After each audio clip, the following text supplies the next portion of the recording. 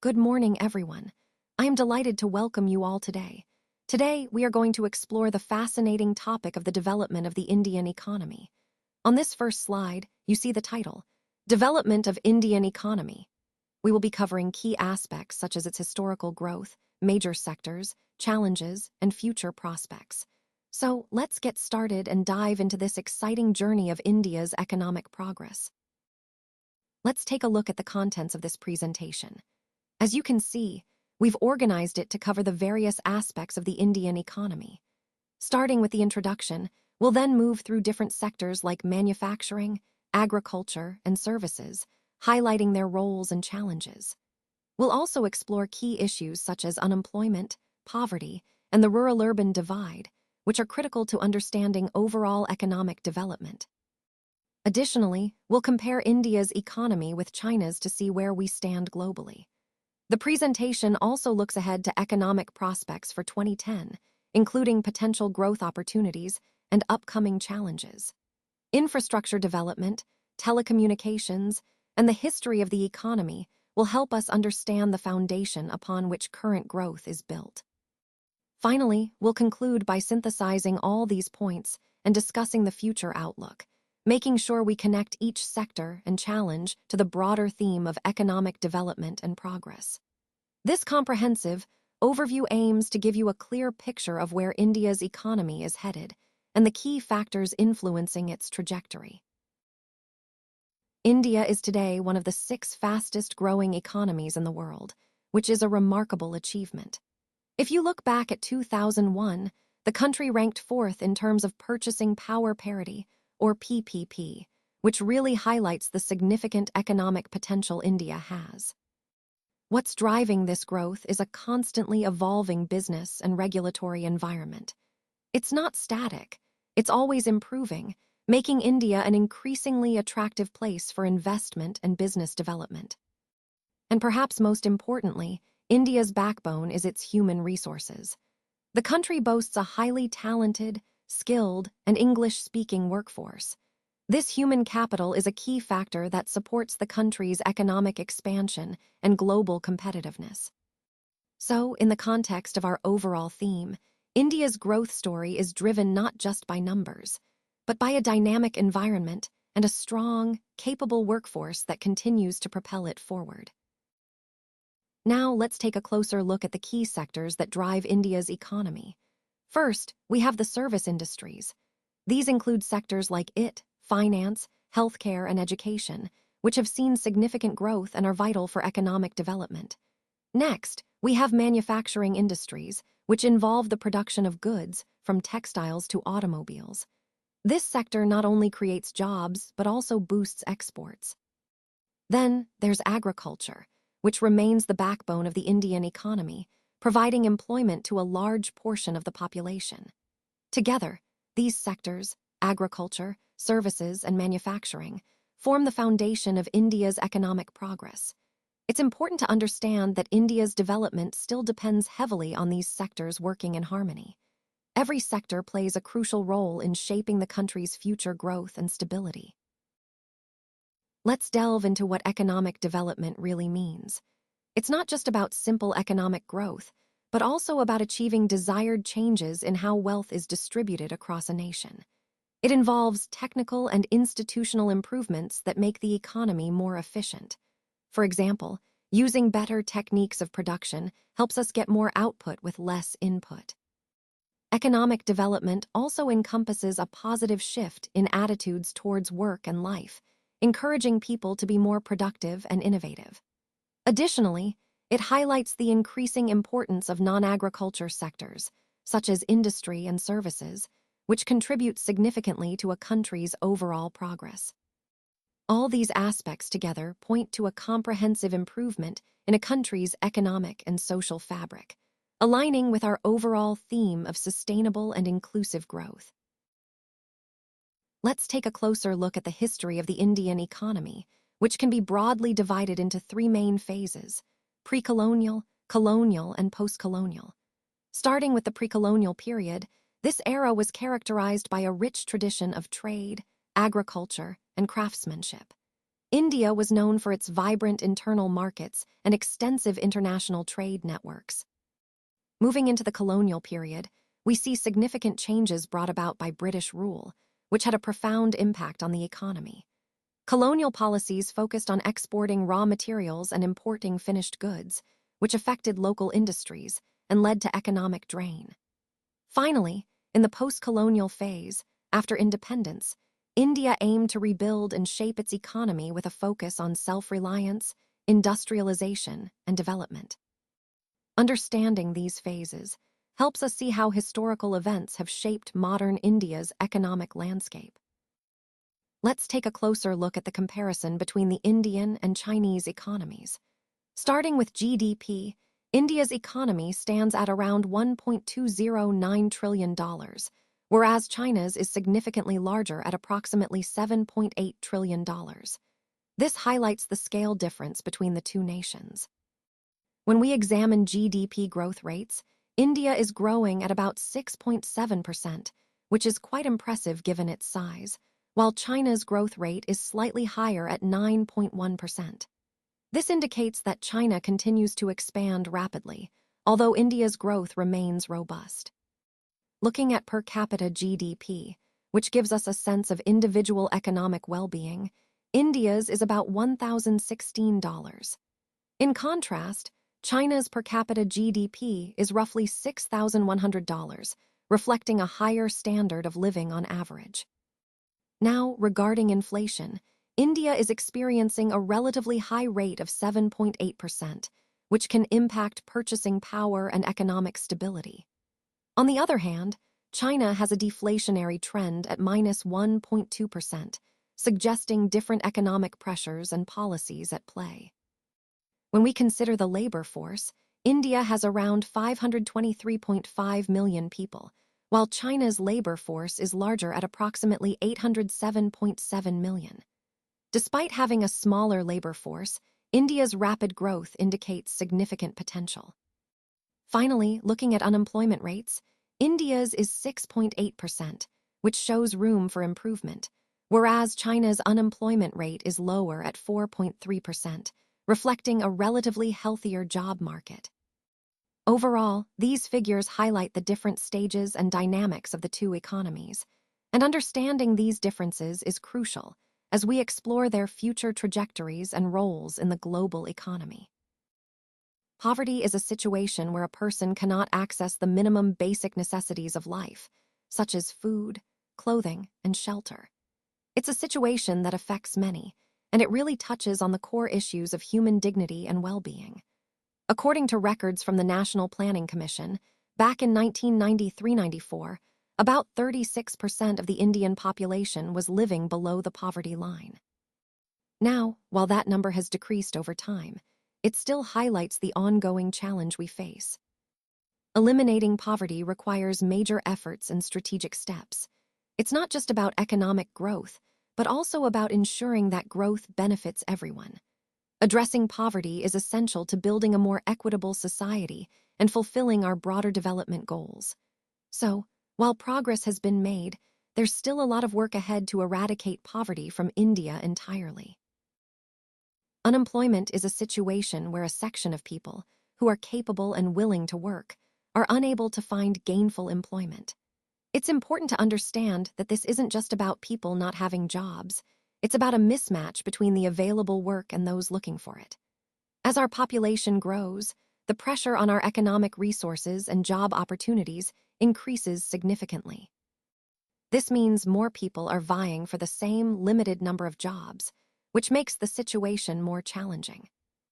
In response to this, the Indian government has launched various schemes like the Jawahar Rozgar Yojana and the Self-Employment Scheme for Educated Unemployed Youth, or SEUI.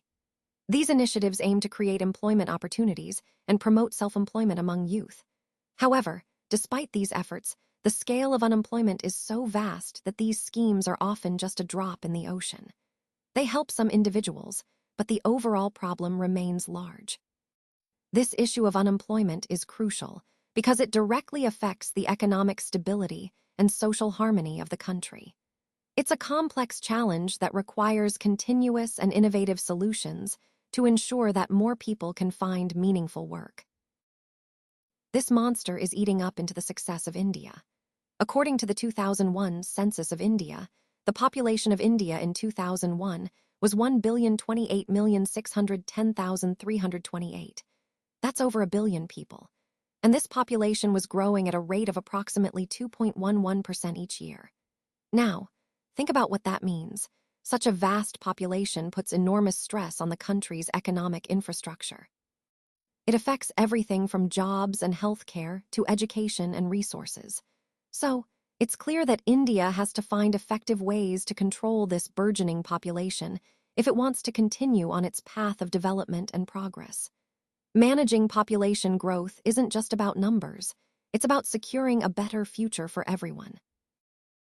It is often said that India lies in its villages, and even today, despite all the talk about migration to cities, about 70% of the Indian population still lives in rural areas. This highlights how significant the rural sector is for the country's overall fabric. Now, when we look at the growth patterns, there's a very stark difference between rural and urban development.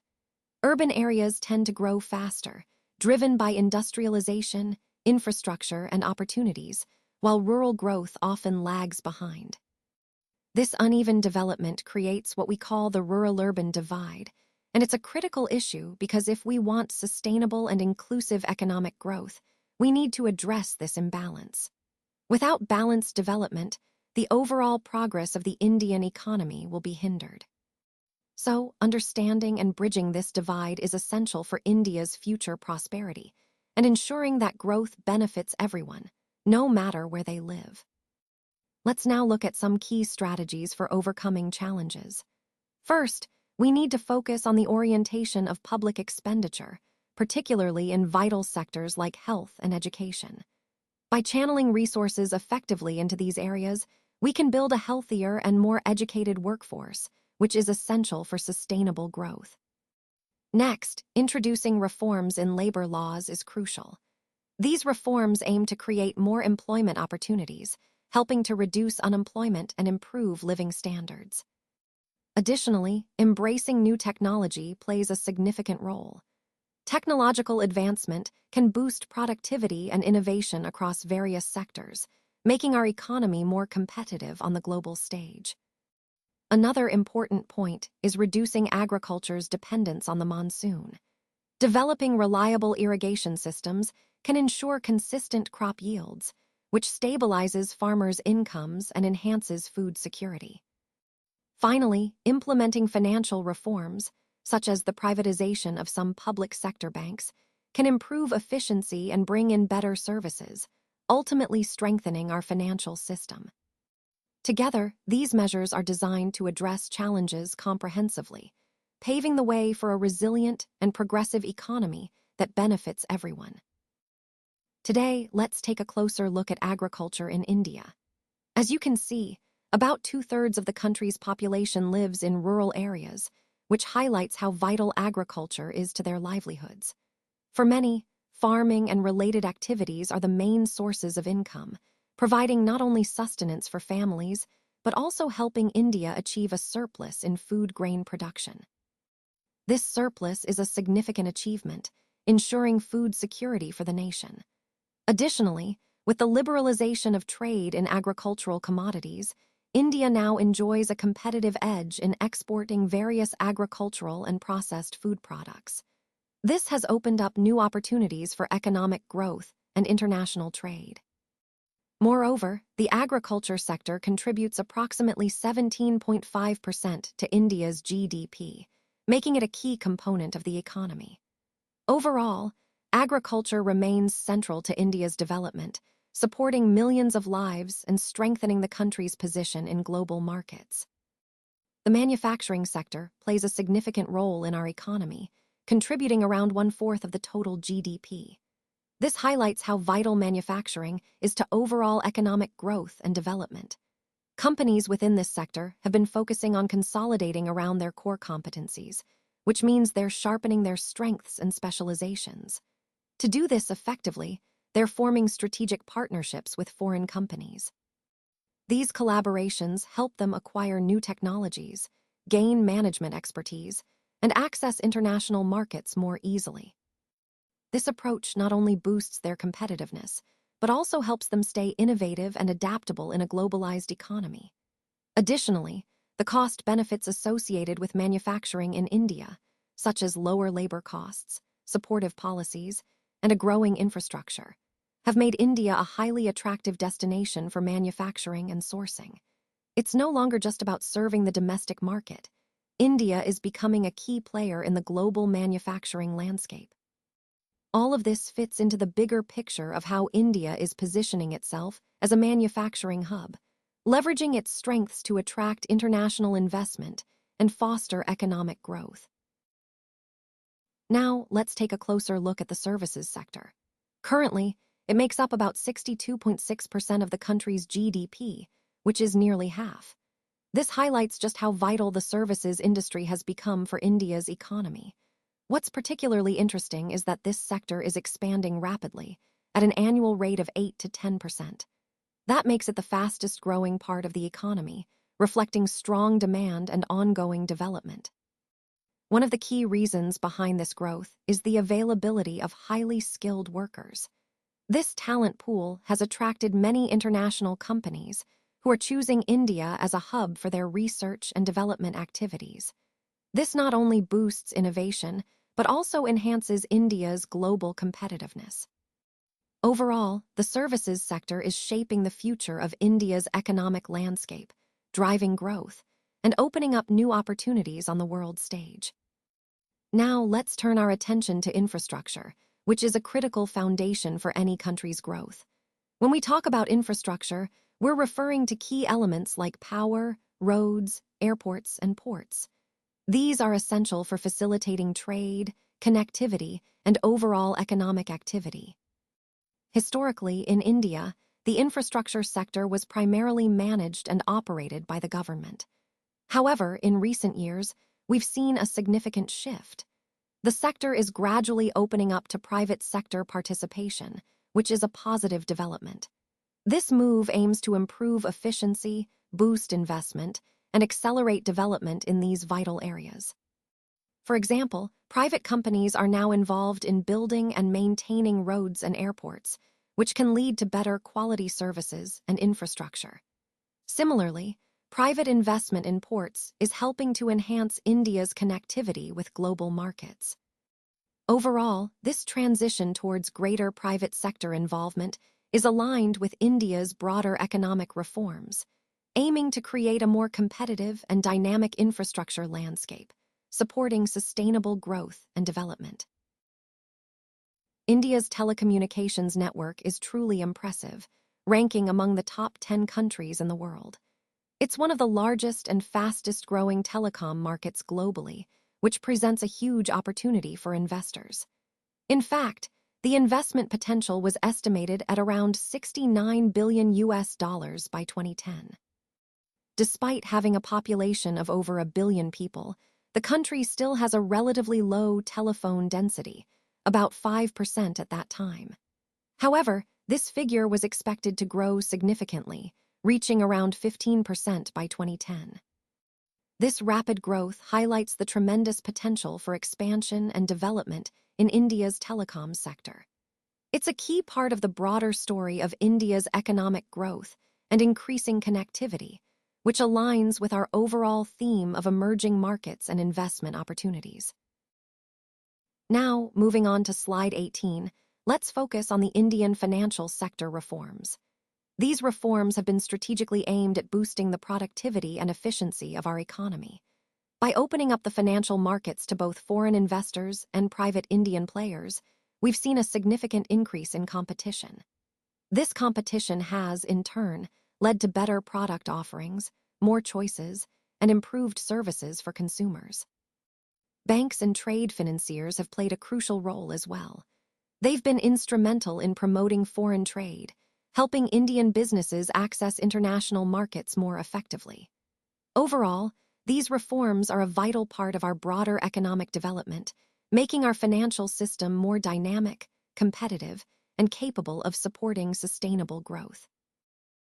Recent announcement of IIP data shows a 16% growth over last year's figures, which is quite encouraging. This indicates a strong output in natural gas, iron ore, and other key minerals. However, it's important to note that the growth in crude oil, coal, and construction-related cement has continued to slow down. Looking ahead, India's economic outlook for 2010 remains optimistic despite some challenges. We still believe the economy will grow around 8.5% for 2010-11, even with the possibility of high interest rates, a large fiscal deficit, and inflationary pressures. For 2011-12, the projection rises to nearly 10%, supported by higher agricultural productivity, industrial growth, and increased demand for exports. The service industry is also expected to perform strongly, with growth exceeding 8.7%. When we consider national income statistics, there's an estimated growth of about 6.5% in 2010. Food grain production is projected to reach approximately 216.9 million tons.